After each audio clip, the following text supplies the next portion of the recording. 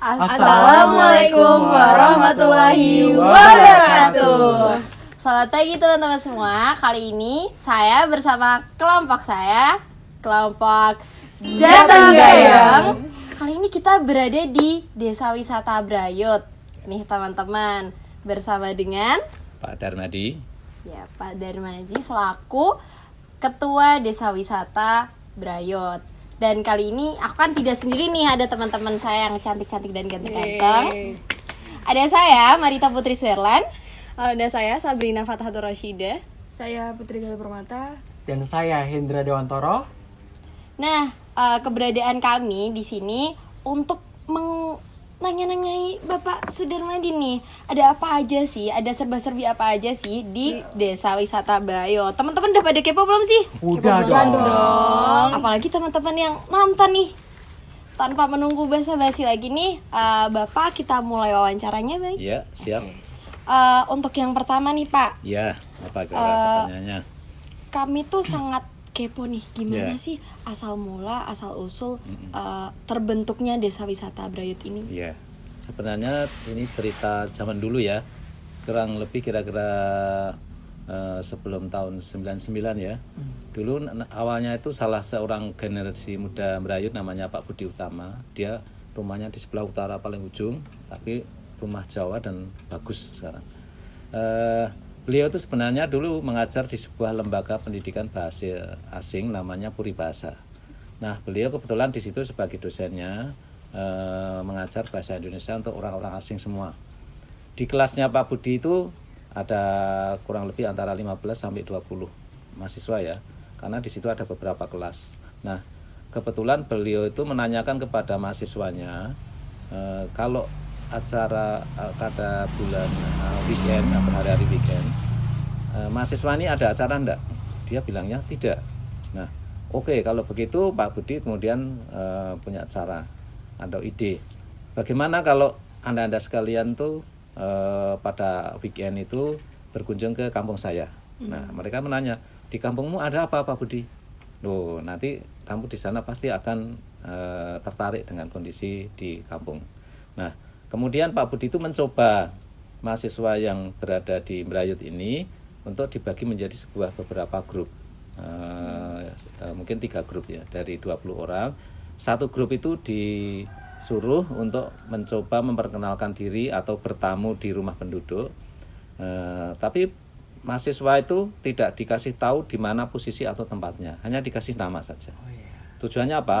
Supaya mahasiswa tadi memperkenalkan diri kepada warga ketika ketemu di jalan, di gang. Mereka menanyakan dari mana tamunya, mau ada acara apa, mau bertamu di rumah siapa. Nah, di situ mereka akan berinteraksi langsung dengan penduduk.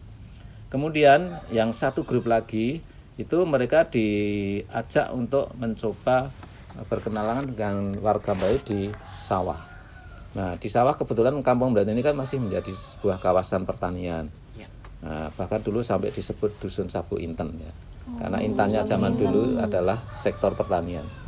Nah, luas wilayah kita kalau sawah itu masih 30 hektar. Kalau wilayah kampung Brayut ini kurang lebih sekitar 4,5 hektar. Nah, di sawah itu tamu-tamu tadi antara yang putra dan putri itu memperkenalkan diri kepada warga Brayut yang lagi menggarap sawah. Ada yang lagi mencangkul, ada yang membajak, ada yang daud itu mencabuti benih. Bahkan ada yang lagi menanam padi. Nah, disitulah tamu-tamu tadi yang rombongan tadi itu memperkenalkan diri, namanya siapa, dari mana, tujuannya apa dengan warga. Ada yang lagi makan, ada yang lagi membajak. Kalaupun mereka lagi membajak ya mereka ikut mencoba untuk naik bajak. Nah, disitulah mereka itu antara Brayut, warga Brayut dengan tamu itu saling berkenalan, memperkenalkan diri, tujuannya apa. Kemudian yang satu grup mereka diminta untuk mencoba bergabung dengan warga Brayut ini yang ada di sawah yang lagi memetik padi.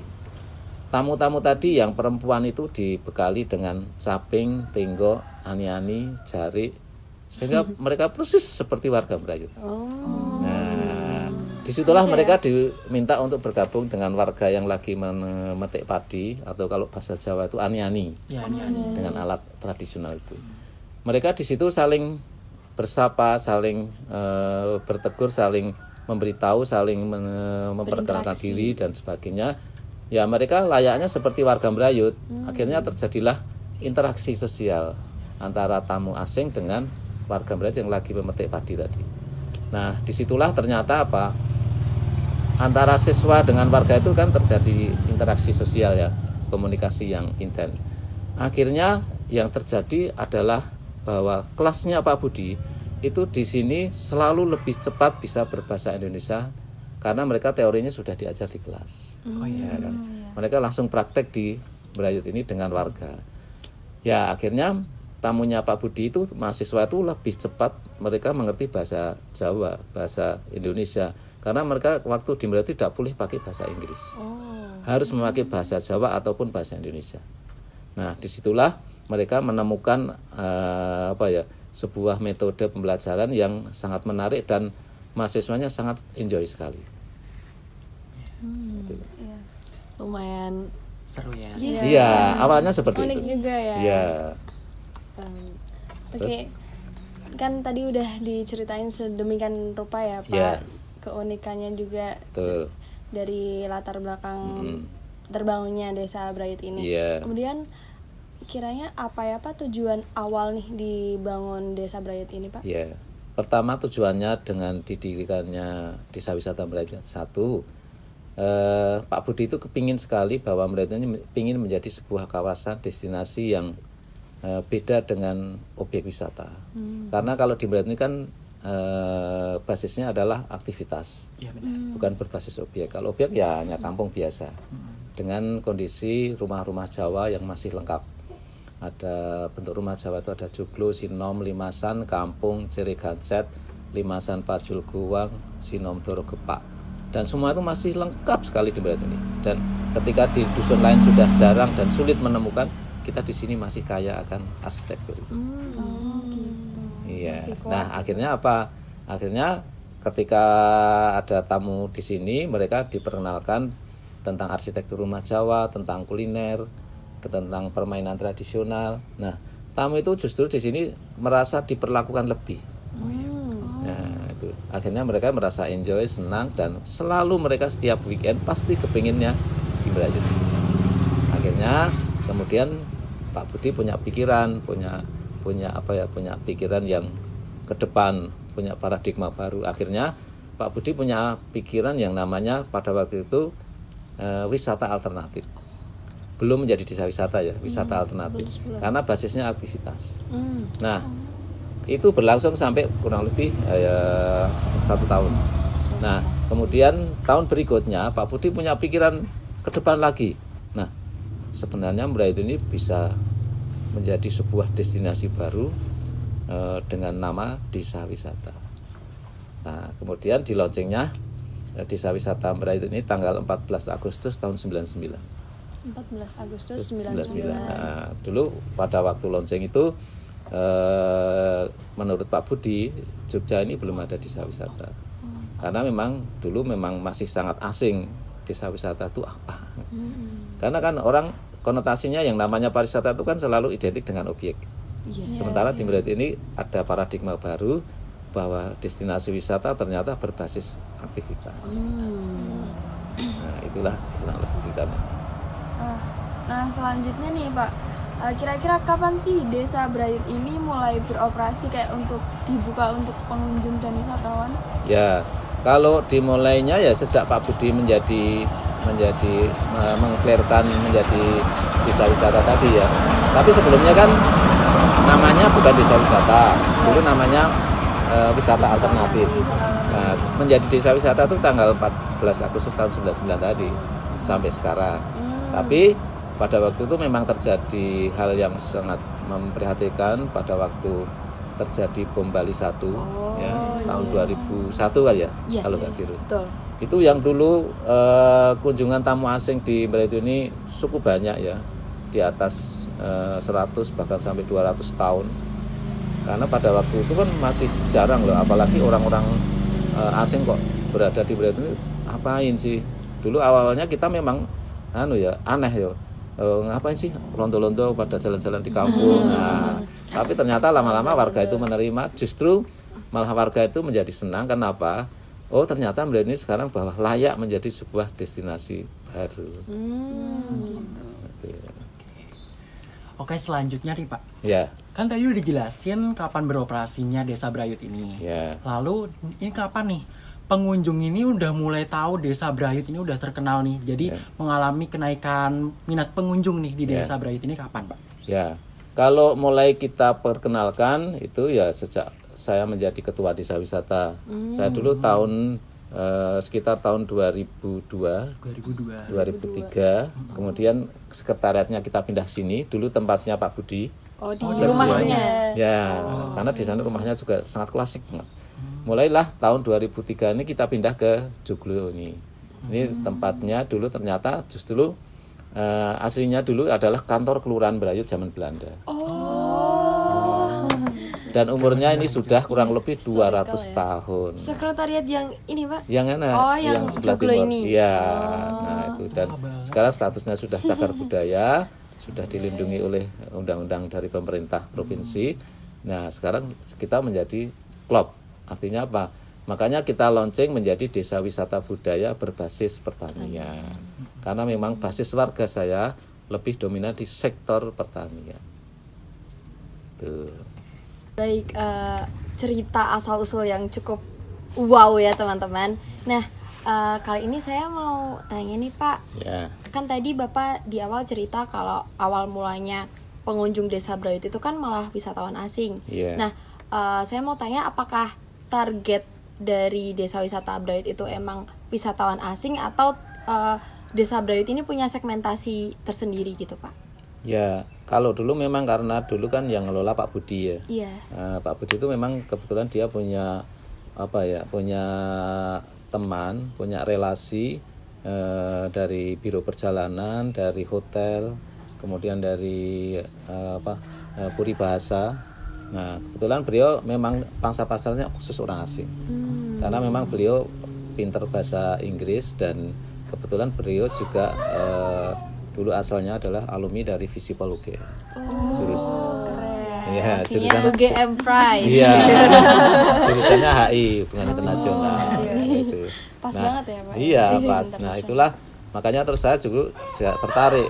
Kok Pak Budi ini punya pikiran seperti itu ya sebagai warga Brayut.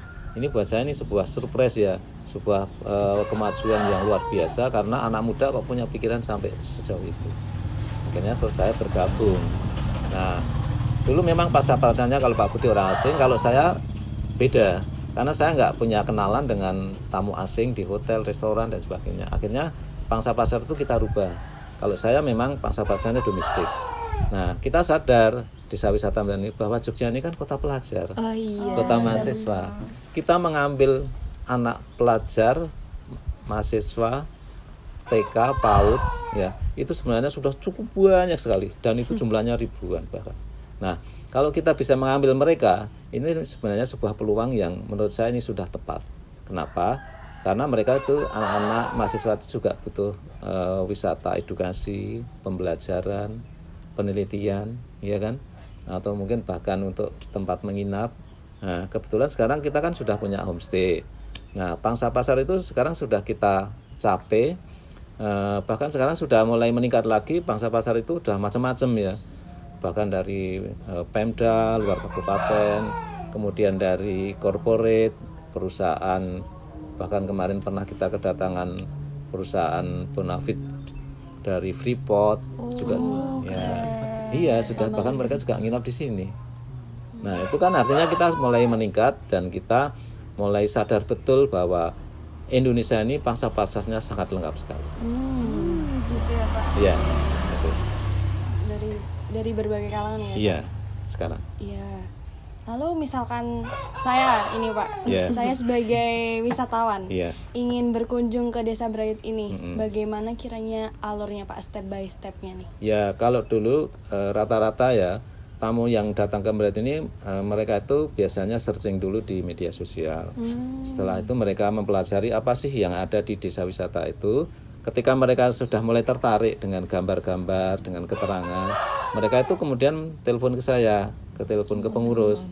Pak, ini benar desa wisata Brayut? Iya benar. Ada apa Bu? Pak, ini Pak, saya tertarik dengan gambar-gambar di media sosial ini tentang Brayut. Nah, lalu bagaimana? Ya, kita mau ke Brayut, Pak. Apakah saya bisa aktivitas di Brayut dengan kegiatan belajar membatik, belajar menari, belajar gamel, permainan tradisional, cooking class, membajak, nanam padi, nangkap ikan, belajar kuda lumping, ngasih makan ikan, sapi, menginap. Nah, ternyata banyak sekali ya. Nah, karena memang konsep kita kan gini, semakin banyak aktivitas atau item kegiatannya, berarti kita peluang kita untuk memperpanjang lama tinggal itu makin besar. Iya kan? Makin lama, Makin lama. kunjungnya. Iya, nah itu sudah konsep kita sudah mulai tercapai di situ. Akhirnya ya tamu itu mulai berdatangan. Bahkan akhirnya tamu itu ada yang mau menanyakan, bahkan sampai mau menanyakan, Pak, kalau saya di Brayut menginap 7 hari 6 malam bisa enggak? Bisa saja. Lengkap di sini. Iya, tapi pada waktu itu kita juga bingung ya. Setelah mereka mau nginap 7 hari 6 malam itu mau kita apakan awal-awal? Iya kan kita belum tahu. Pasar-pasar setelah tercapai, ini kok sejauh ini ya permintaan tamu. Ya akhirnya kita terus pikiran kita harus ke depan. Bagaimana mereka kita ada inovasi, terus kita menyusun kegiatan, menyusun paket-paketnya. Kita menginapnya di tempat siapa. Nah sekarang ini kan sudah ada 20 homestay, kapasitasnya sudah 110 maksimal. Sekarang ini bahkan kita sudah mulai mencoba lagi, pasar-pasar sudah dari berbagai kalangan. Jadi kan tadi udah dijelasin ya Pak gimana alur calon pengunjung untuk pesen paketnya. Selanjutnya kapan sih high dan low seasonnya untuk di Desa Brayut ini? Ya kalau dulu memang awal-awal itu biasanya pas acara weekend ya.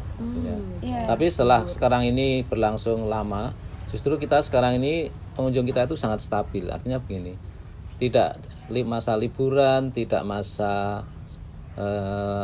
masa Desember, akhir pekan dan sebagainya, itu kunjungan itu tuh sangat stabil. Artinya dari misalnya dari bulan Januari, dari tanggal awal sampai akhir itu kunjungan itu tetap seperti biasa. Kunjungan kita akhirnya setelah stabil itu ya berarti gini, kita harus mempersiapkan diri, sumber daya manusia kita, bagaimana kita mempersiapkan memberikan pelayanan itu kalau bisa ya mendekati layanan prima. Ya kan? Iya, sulitnya seperti itu. Akhirnya terus kita punya kesepakatan dengan warga, dengan pengurus. Kita tidak perlu sekali lagi kalau bahasanya kita sudah tidak lagi mengejar dulu mass tourism, mengejar tamu yang sebanyak-banyaknya. Karena sekarang ini yang kita kejar adalah efisiensi, tapi hasilnya itu maksimal. Jadi kesimpulannya tuh nggak ada masa rame sama masa sepinya, jadi Nggak kayak ada. Sama saja. stabil gitu ya Pak. Nah, keuntungan kita di situ. Saya juga belum ada penelitian kenapa ini kok kita tuh kunjungannya stabil. Iya, saya belum ada penelitian. Pertanyaan selanjutnya nih Pak, Apakah Desa Brayut ini pernah ngalamin over capacity atau pengunjung yang membludak gitu Pak? Kalau over capacity kayaknya juga enggak, karena pada waktu itu kita kan pengunjung kita baru naik-naiknya ya. Kita tidak kepingin juga Brayut ini menjadi sebuah destinasi yang tadi kapasitasnya over ya. Nah, salah satu cara yang kita lakukan ya tadi kita membuat kegiatan itu yang banyak, terus pelayanannya yang bagus, terus length of stay-nya yang panjang. Tujuannya apa? Sekarang ini tamu sudah cenderung menjadi lebih tertata. Karena apa? Mereka punya keinginan tidak ingin datang itu dalam rombongan yang jumlahnya yang besar. Ya akhirnya sekarang sudah tercapai kan. Dulu yang kunjungan kita tahun 2018 itu sekitar 4.300, sementara pendapatannya baru 150 juta. Di tahun berikutnya itu pengunjungnya itu kita turunkan tinggal 2.500, tapi pendapatan kita naik jadi 300 juta. Ngomong Pak, itu 2018 itu kenapa bisa membludak gitu ya Pak? Ada event kah atau apa gitu? Enggak, memang pada waktu itu memang kita lagi boomingnya mungkin ya. Desa famous. wisata Brayut ini kan karena kita beda ya, menjadi desa wisata budaya berbasis pertanian. Nah kita agak beda dengan desa wisata yang lain, karena teman-teman di kabupaten lain juga mereka pengen jadi desa wisata. Tapi kenapa mereka yang dikejar tuh kok desa wisata yang berbasis outbound. Nah, itu kan cepat jenuh. Iya, berarti Desa Brayut ini cukup pandai dalam mengantisipasi. Iya, benar. Itu kurang lebih seperti. Baik, tadi kira-kira waktu tahun 2018 ya Pak ya, Iya, terjadi over capacity. Nah, itu adakah dampak-dampak yang timbul dari banyaknya sekian banyak pengunjung yang datang itu Pak? Mungkin dari lingkungannya atau dari warganya tuh gimana gitu mungkin? Ada ya, artinya gini, ketika kunjungan itu membludak itu pasti ada dampak negatifnya. Salah satu dampak negatif kita tuh kebanjiran sampah. Oh iya. Ya kan? Yang kedua, tuh listrik itu menjadi banyak, boros. Yang ketiga, airnya juga banyak. Yang keempat, itu pengurusnya jauh lebih capek. Ya kan? Iya kan, kita ngurusin tamu banyak dengan sedikit itu kan lebih enak yang sedikit ya. Iya benar. Nah, gitu. Tapi juga ada dampak lain yang menurut saya ini sangat luar biasa. Setelah kita ini menjadi desa wisata, banyak diekspos oleh media cetak, media TV, ya itu ternyata sekarang ini banyak orang berduit dari luar kabupaten yang kepingin menanamkan uangnya di sekitaran Brayut. Artinya mereka kan akan kepingin membeli tanah. Nah kalau sudah beli tanah mereka kan akan mengubah ekosistem di sini. Oh iya. Dia Itu jadi salah satu dampak negatifnya juga. Oke, jadi dari tadi kan udah diceritain dari latar belakang, terus tujuan dan lain-lain Pak. Iya. Selanjutnya sejauh ini Pak, Iya. seberapa jauh sih promosi dari Desa Brayut ini ke halayak umum? Ya, kalau dulu memang awalnya Pak Budi itu promosi hanya pakai detik.com ya. Oh, detik.com. Nah, dulu. Tapi kalau sekarang setelah ada media sosial ini ya kita semua kita pakai, artinya dari Facebook, TikTok, di Instagram, YouTube, media sosial lah Pak ya. terus tabletop, kemudian travel dialog. Bahkan kita kemarin pernah ke Semarang itu secara mandiri untuk promosi dengan desa wisata Brayut, naik motor, dan ternyata responnya bagus sekali. Dan yang lain kadang-kadang kita juga membuat leaflet. Leaflet, brosur. Terus kita juga kerjasama dengan biro perjalanan, hotel, restoran, polisi pariwisata, dinas pariwisata Sleman dan provinsi. Nah itu sekarang menjadi partner kita. Bahkan kita sekarang ini sudah harus kerjasama dengan pihak stakeholder yang lain. Karena saya sadar bahwa yang namanya pariwisata itu ternyata tidak bisa dikup sendiri. Kita harus bersinergi, berkolaborasi dengan stakeholder yang lain. Selanjutnya Pak, untuk di Brayut ini sendiri ada paket wisatanya nggak sih, sama boleh di spill apa aja sih paket wisatanya? Ya kebetulan di Brayut ini kan menurut saya ya paketnya cukup banyak ya. Kita selalu berusaha bagaimana mengembangkan paket atau menambah. Tujuannya apa? Supaya kegiatannya banyak, length of stay-nya panjang, terus pelayanannya bagus. Nah, tujuannya apa? Supaya tamu itu menjadi tamu yang repeat.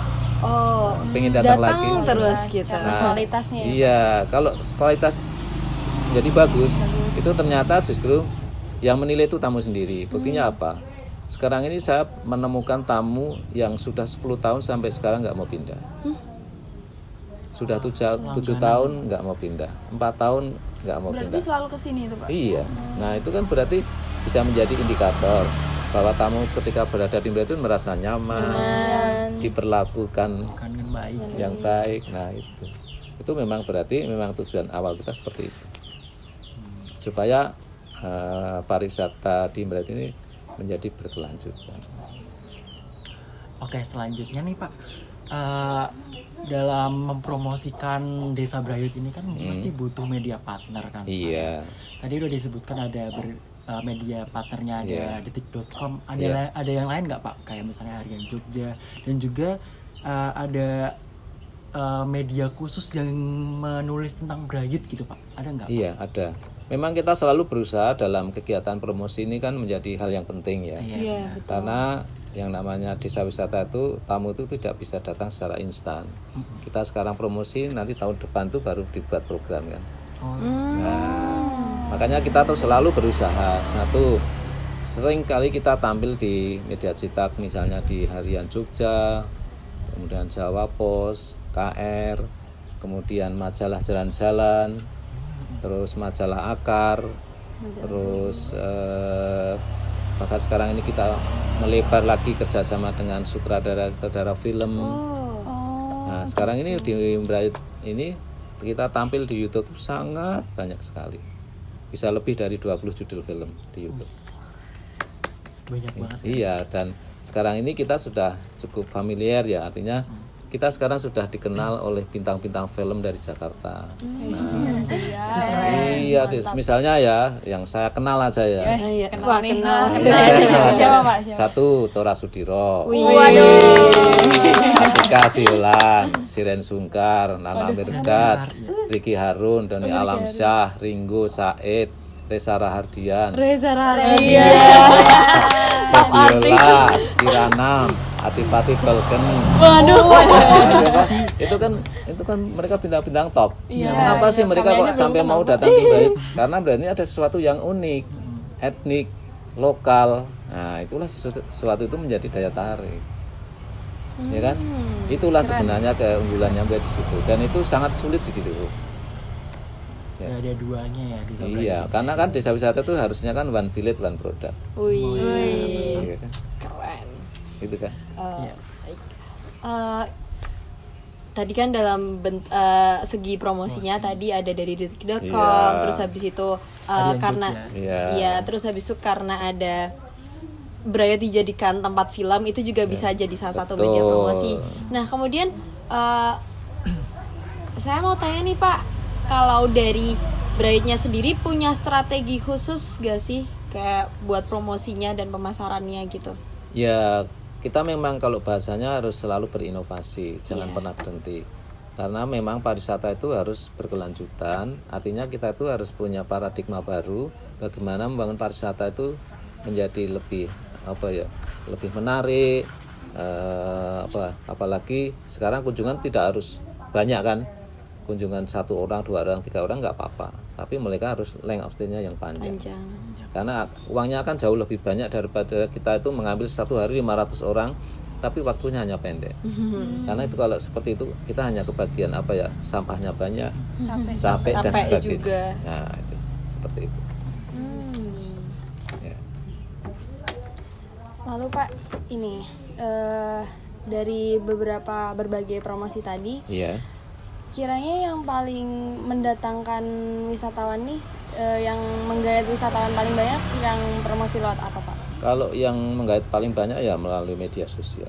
Oh, media sosial. Iya, karena sekarang ini kan kita punya target kunjungan tamu asing ini kan setahun itu sebanyak hanya 100 ya, setahun. Tapi ternyata itu tahun 2000 berapa ya? 2015 kalau enggak 16 itu kunjungan kita itu sampai hampir 300 orang. Wah, banyak sekali, 3 Iya. kali lipatnya. Dulu kita pertama meraih tamu asing itu dari SMP Victoria Singapura. Jauh. Iya, itu, Pak? iya, itu kan sekolah favoritnya negara Singapura. Karena itu ibaratnya bintang 5 ya. Karena itu anak-anaknya orang kaya semua. Iya, dan itu pertama saya meraih tamu itu, dan itu paling sulit. Kenapa? Karena sebelumnya kan kita belum pernah bagaimana menangani tamu asing, harus dengan standar apa.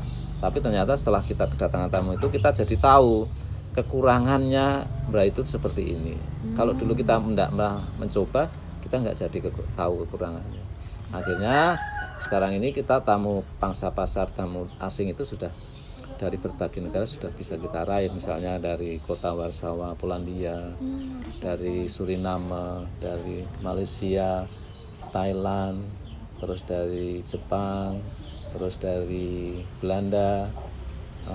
Terus kemarin bahkan kita bisa menginapkan tamu dari yang paling lama itu ya. Menurut saya ini sebuah prestasi di desa wisata. Kenapa?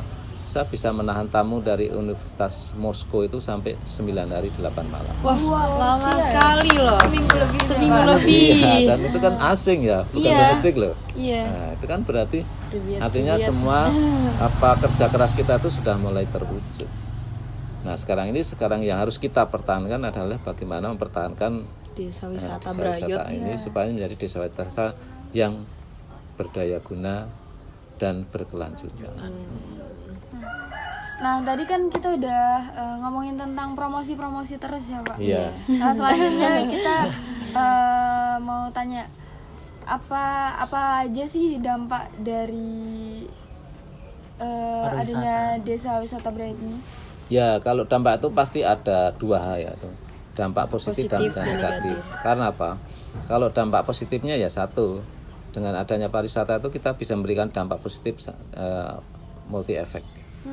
Sosial, budaya, ekonomi, ya lingkungan, itu semua bisa kita kita raih.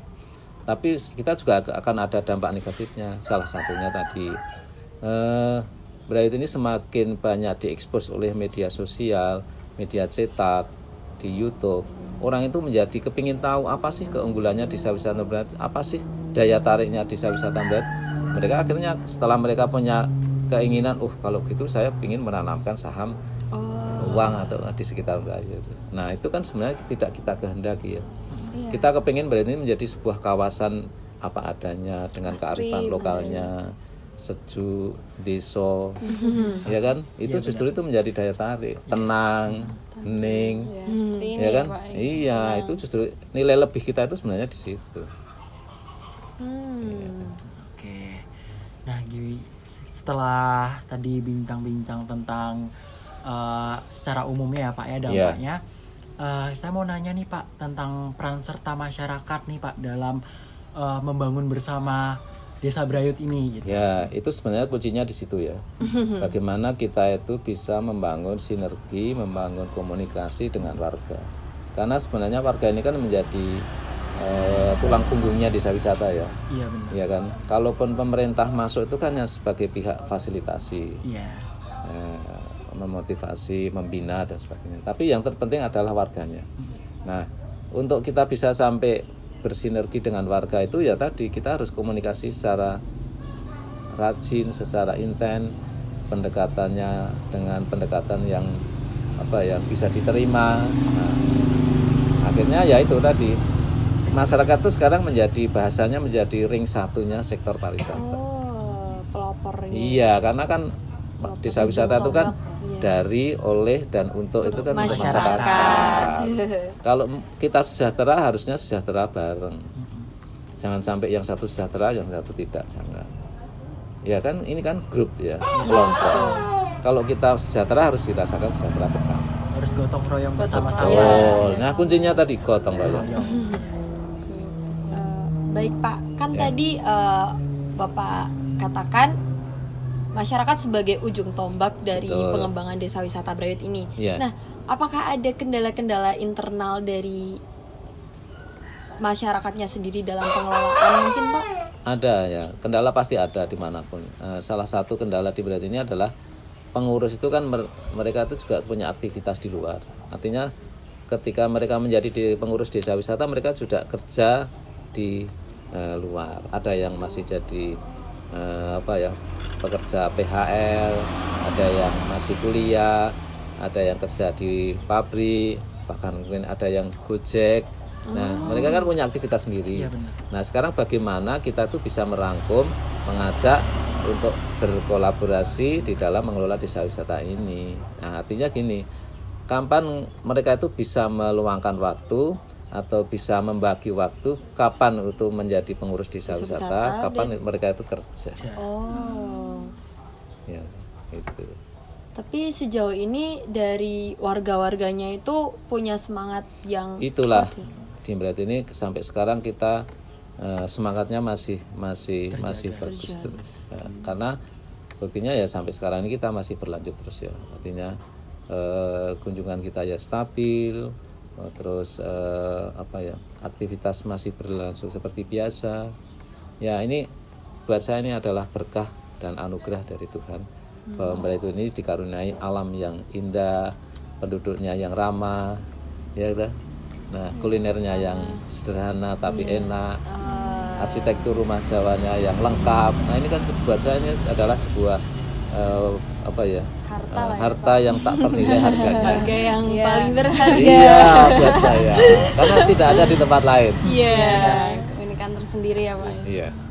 Yes. Kan memang Desa Brayut ini kan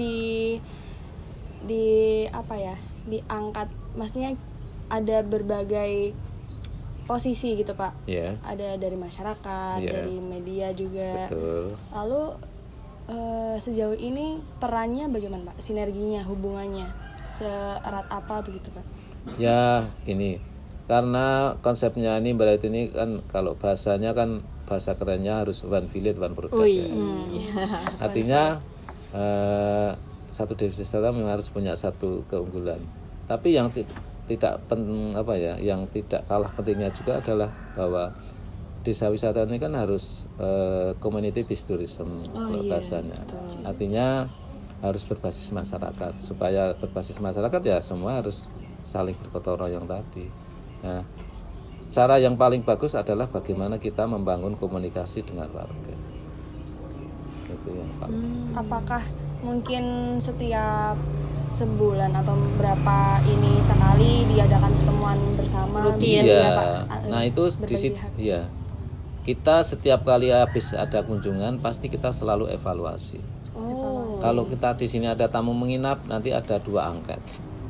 Satu angket itu ditujukan kepada pengurus, satu ditujukan kepada homestay.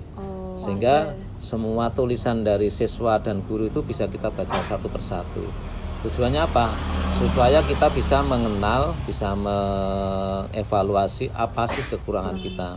Siapa tahu di situ ada satu rumah yang mungkin masakannya terlalu manis atau terlalu asin. Nah, itu kita jadi tahu. Atau mungkin di situ ibunya suka marah-marah atau mungkin kurang ramah. Itu kan kita jadi tahu karena nanti yang nulis kan siswa sendiri. Nah, Seperti testimoni ya Pak ya. Iya, jadi setiap kali kunjungan tamu menginap itu pasti kita akan baca tulisan dari satu persatu, sehingga kita jadi tahu, oh homestay A, B, C, D, oh ternyata mereka memang sudah layak. Itulah. Ya, selanjutnya tuh ada kendala intern maupun ekstern nggak sih Pak selama Desa Brayut beroperasi? Kalau kendala intern ya tadi cuma karena tadi mereka punya kesibukan ya. Tapi kalau dengan ekstern artinya dengan pihak luar tuh kayaknya juga kendala itu nggak terlalu sih. Karena apa? Kita sudah membangun kerjasama ini kan sudah lama. Terus baik itu antara pemerintah, antara polisi pariwisata, dinas pariwisata Sleman, provinsi. Nah, bahkan kita sekarang ini sudah mengembangkan pariwisata di Brayut ini harus berkelanjutan dan membangun sinergi dengan pihak lain. Contohnya kita kerjasama dengan Hotel Bronto, Hotel Agung Mas, Hotel Garuda. Jadi caranya begini, tamu itu di Brayut menginap 3 hari 2 malam, nanti masih kepingin menginap 1 malam di Hotel Garuda. Kayak paket tambahan gitu ya Paket Pak. tambahan. Bahkan kita sudah kerjasama dengan Jeep Lavatur, Balai Ramayana, Pura Wisata, Arung Jeram di Sungai Elo Magelang. Jadi itu kayak salah satu dari strategi Iya, marketingnya. betul. Iya, kan sejak tadi sudah 3 hari 2 malam di Brayut, masih ditambah lagi paket-paket di luar. Sehingga tamu itu bahasanya menjadi lengkap ya. Apa yang mereka peroleh di Brayut ini juga masih didapatkan di luar. Lebih menarik gitu. Iya, bahkan kita kerjasama dengan polisi pariwisata. Tamu kita yang sudah rapid, sudah nginep lebih dari 2 kali atau 3 kali, tamu ketika ada acara city tour itu kita kawal dan itu free, tidak membayar. Tanpa biaya apapun. Mereka kita antar kemanapun, dari penjemputan di bandara, stasiun Tugu, Gamping, tanpa biaya serupiah pun. Itulah sebagai bentuk apresiasi kita kepada tamu. Servisnya dari Brayut ini sangat top loh, makanya Bayarnya juga itu. iya, makanya Makanya. banyak sekali wisatawan yang ingin repeat Ya ulang ke itulah. desa. Sekarang kalau coba 10 tahun kok kenapa sih nggak mau pindah? Karena Coba kalau pelayanannya. perlu kamu tanyakan Lengkap sih nanti, ya. apa sih rahasianya? Atau kenapa Bapak kok nggak mau pindah? Pasti ada alasan yang menurut mereka masuk akal, Iya benar banget. ya kan? Ada kualitas di Iya, situ. betul. Kualitas dan kuantitas yang nyata. Iya. Betul. Bahkan kita kalau nugas repeatnya juga ke sini nih. 3 kali. Iya, emang Bright selalu di hati nih, Pak. Ya terima kasih. Customer tetap. Oke, selanjutnya nih Pak, yang Ya. mungkin yang jadi pertanyaan terakhir nih ya. Betul, ya, Yang Pak. penerapan sustainable tourism di Desa Brayut ini kalau boleh tahu itu seperti apa ya Pak? Eh, pariwisata yang berkelanjutan ya. Iya, Iya. betul. Artinya begini, kita ini memang harus melakukan konsep itu pariwisata berkelanjutan. Kenapa? Karena itu akan menjadi sebuah identitas atau sebuah penghargaan atau sebuah sebuah kebanggaan, slogan. Kalau itu bisa kita capai, berarti tujuan kita itu juga berarti tujuan bersama. Bukan hanya tujuannya ketua. Iya. Artinya bentuk gotong royong itu berarti semua bisa berjalan bersinergi bersama-sama. Tuh, kuncinya di situ. Iya. Saling komunikasi lah. Jadi cukup baik ya apa namanya penerapan sustainable Iya. di desa. Iya. Termasuk juga manajemennya loh. Manajemen. Iya, jadi gini. diceritakan? Kenapa kok Brayut ini sampai sekarang ya dari tahun 99 di launching sampai sekarang ini kita tidak pernah ada kerikil-kerikil tajam di Brayut ini. Karena apa? Semua itu sudah kita kelola sesuai dengan porsinya masing-masing. Artinya begini. Kalau Brayut ini sistem manajemennya adalah berbasis kinerja. Jadi honor pengurus itu sesuai dengan kinerja mereka. Makin banyak, makin amplopnya makin tebal. Makin terlibatnya sedikit, amplopnya Ya, makin dikit. tipis. Ya. Nah itu. Sekarang kalau sudah seperti itu dan itu bisa diterima semua kalangan kan? Iya benar. Iya kan? Karena berbasis kinerja. Berarti setiap orang punya proporsinya masing-masing Iya, tergantung betul. usaha yang dia lakukan juga ya, Pak. Iya, jadi mereka makin rajin tuh amplopnya makin tebal. Jadi saya ini kadang-kadang bisa dikalahkan oleh teman-teman. Iya, jadi nah kalau sudah seperti itu mereka tuh jadi termotivasi. Saya kepingin amplopnya tebal ya saya harus kerja keras. Maksimal ya, Pak, jadinya. Iya, Kualitasnya kerjanya makin- maksimal kan. iya. Iya betul. Cukup menarik ya teman-teman perbincangan kita pagi Seru banget sampai ya. Siang. siang ini. Tapi untungnya tidak hujan hari ini. Ya, Alhamdulillah. cerah. Kepada Bapak, terima Ya. kasih ya telah menyempatkan waktunya untuk kami. Sama-sama. Terima kasih banyak ya Pak. Ya, mudah-mudahan ini bermanfaat. Amin. Bermanfaat buat bermanfaat. kami. Ya. Bermanfaat buat teman-teman yang menonton juga. Ya. Mungkin kita sudahi perbincangan Perbincangan kita kita kali pagi ini. ini ya. Buat teman-teman nih yang masih kepo sama Desa Wisata Brayut, langsung aja come here ke Main-main ke desa Iya. Desa Brayut. Datang ke Atau sini, enggak? Desa Iya Brayut. betul. Kalau enggak kepoin aja media sosialnya, nanti kita taruh di description box. Mungkin sekian dari kami kelompok Jalan Jaya. Sekian, wassalamualaikum warahmatullahi wabarakatuh. See you semua. Dadah. Desa Wisata Brayut. Berbudaya dan berdaya guna.